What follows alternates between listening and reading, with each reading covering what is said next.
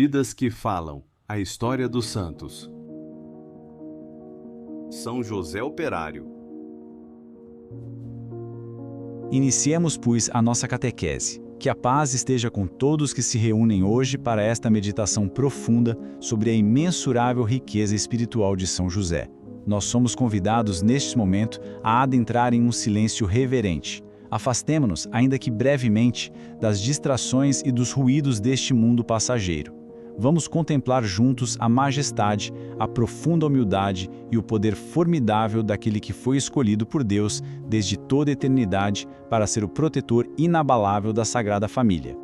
Ao olharmos para esta bela representação clássica, iniciamos a nossa peregrinação espiritual focando no amor majestoso e paternal de São José. Notem a profunda reverência em seu olhar. Percebam a forma protetora, quase sagrada, com que ele sustenta o menino divino. Vejam bem, ele não é apenas um guardião terreno, um mero provedor temporário. Ele é o Pai espiritual a quem o próprio Criador do Universo se submeteu em perfeita obediência filial. É diante dessa dignidade insondável que devemos, hoje, curvar os nossos corações em oração.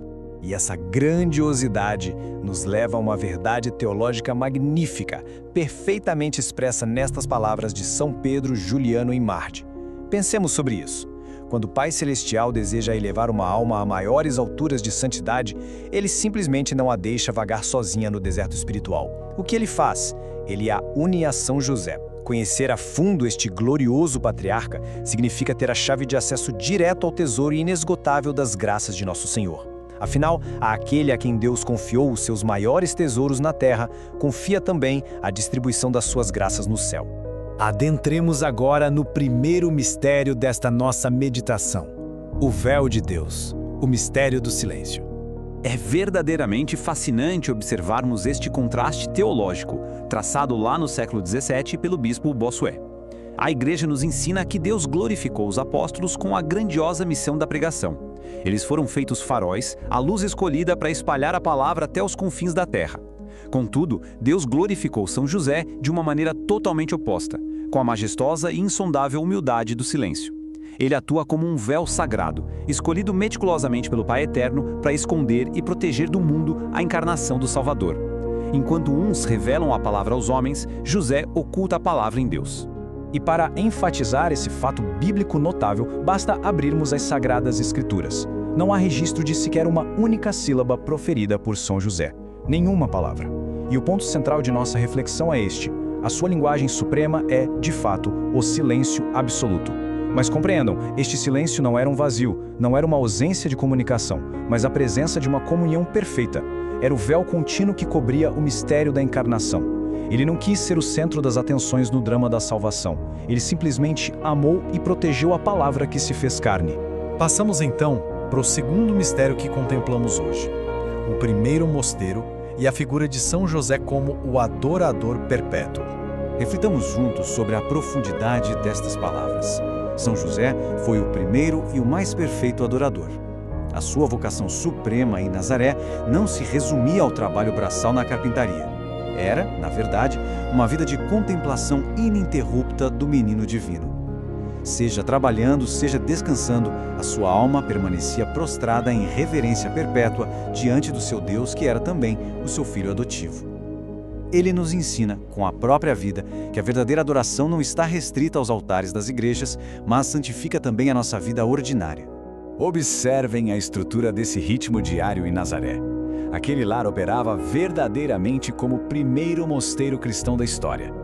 Cada ação terrena de São José era um ato sagrado. Pela manhã, o trabalho silencioso com a madeira era uma liturgia contínua.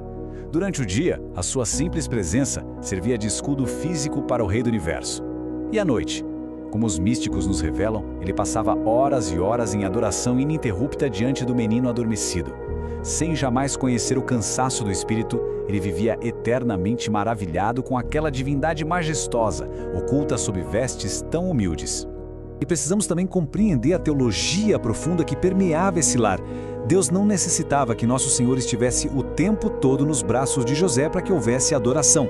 Por quê? Porque onde a Santíssima Virgem estava, ali também Jesus estava. Maria era em si mesma a arca da nova aliança. Ela era o tabernáculo vivo e pulsante. Portanto, a própria reverência e a proximidade de São José com a sua esposa puríssima já constituíam por si só um ato contínuo de culto e de veneração indescritíveis. E dessa serenidade contemplativa, movemos a nossa catequese para o terceiro ponto: o guerreiro divino e o seu imponente título de terror dos demônios. Sob a alcunha de terror dos demônios, São José nos é revelado não como um mero espectador passivo, como certa arte convencional já tentou sugerir. Pelo contrário, ele é uma autoridade espiritual formidável, um comandante supremo que faz todo o inferno tremer de pavor.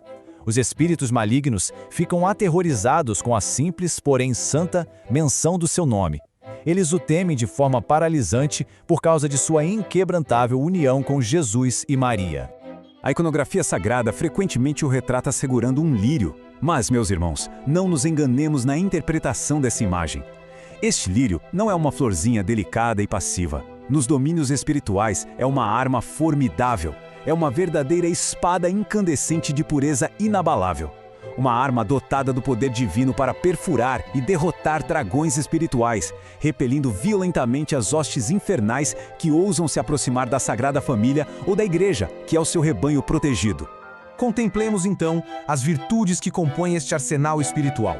Por que o demônio teme tanto um humilde carpinteiro? Primeiro, porque a verdadeira paternidade é sempre uma ameaça ao mal, e a paternidade sagrada de José é o ápice desse poder. Depois, a sua profunda e silenciosa humildade esmaga constantemente o orgulho de Satanás. A sua pureza absoluta cega impiedosamente os espíritos imundos, e o seu silêncio majestoso anula todos os ruídos e enganos do inimigo. A pureza granítica de José é sem dúvida um terror letal para todo o abismo. O que nos conduz à quarta e última parte da nossa explanação, o refúgio das almas, o nosso urgente chamado à consagração. Meditemos com sobriedade sobre a gravidade da nossa crise espiritual contemporânea, que foi tão lucidamente profetizada pela irmã Lúcia de Fátima. Ela nos advertiu que a batalha final não se daria em campos de guerra de nações contra nações, mas ocorreria exatamente no seio sagrado do casamento e da família. Diante da iminência destes ataques infernais sem precedentes, buscar a proteção absoluta do patrono da Sagrada Família não é apenas uma bela devoção, é um escudo estritamente vital para a sobrevivência e a santificação das nossas almas. Eis, portanto, o sacrossanto caminho traçado para a nossa proteção. É um imperativo espiritual que busquemos coletivamente o abrigo seguro do seu manto através da consagração total.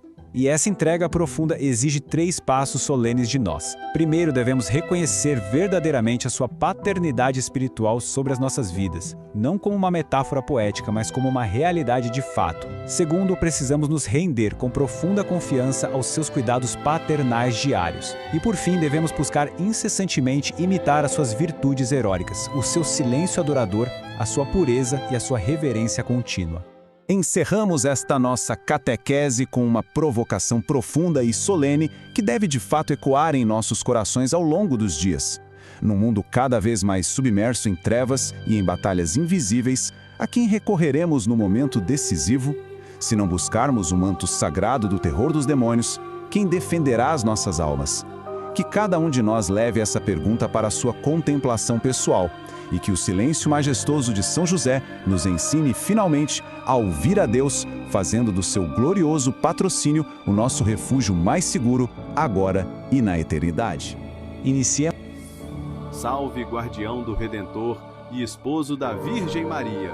A vós Deus confiou o seu Filho. Em vós Maria depositou a sua confiança.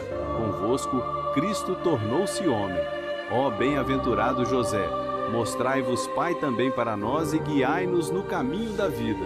Alcançai-nos graça, misericórdia e coragem, e defendei-nos de todo o mal. Amém.